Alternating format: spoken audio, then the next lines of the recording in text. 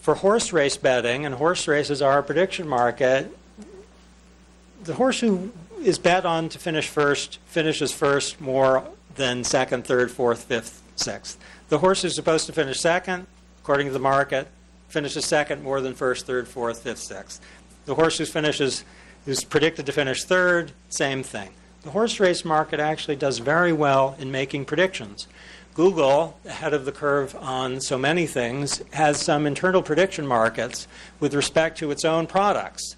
And the probability that a product is going to do a certain thing, going to sell a certain number, that an office will open at a certain time, fits with the prediction market's price. The price the prediction market comes up in with. Those are just a few examples. Let me say a little bit about the theory here. It's hard to remember, but not all that many decades ago, there was an actual intellectual fight between defenders of socialism and defenders of capitalism. This was a fight about economics and the economy, as well as a fight about freedom and politics. The socialists said, if you're going to be setting prices, we shouldn't just aggregate the little bits of information that everyone has when they buy or sell. What do they know? You should instead rely on an expert body, either a deliberative body or maybe one that deliberates and also is surveyed. And the deliberators will set the prices. They will be smart and expert and know what to do to make the economy work. The Soviet Union's old 5-year plans were not set by uneducated people. They were set by deliberators who made it their business to be expert on the economy. The best response by the pro-capitalist side was this. Prices are a marvel, not because each individual knows how much a watch should cost or how much sneakers are worth, but because they aggregate dispersed information by thousands, tens of thousands, or millions of people. The idea behind the price system is that the aggregation of facts that happens on the price system every day will certainly outperform what information you can get by surveying or having deliberation among a set of experts in Washington or Moscow. So the decisive theoretical argument against communism or socialism on the economic side had to do with the dispersed character of information in society and the way the price system, magnificent really, captures that information. Now, prediction markets do exactly the same. If you put to the American people an opportunity to bet on some question, chances are the bettors will know something, or at least the ones who invest most and who correct the market best will know something. The reason the Hollywood Stock Exchange does well in predicting who's going to win the Oscars is if you're betting on your favorite actor, who let's say was terrific in a recent movie, but really doesn't have a chance of winning, other people are going to take advantage of you, and they'll win.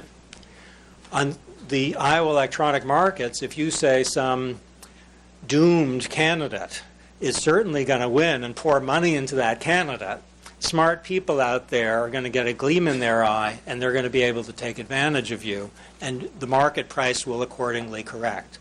There have been efforts to jump up the price of certain candidates, who shall go nameless, who didn't do very well.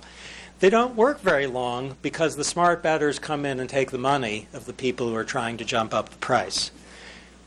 If we spend a little time on figuring out why the price system does so much better than the people in Moscow, we can understand a little bit about why the prediction markets are so promising. You have an incentive to bet in a prediction market only if you think you're right and know something. Otherwise, you'll stay out. That's an improvement over surveys, where you might be asked even if you know nothing.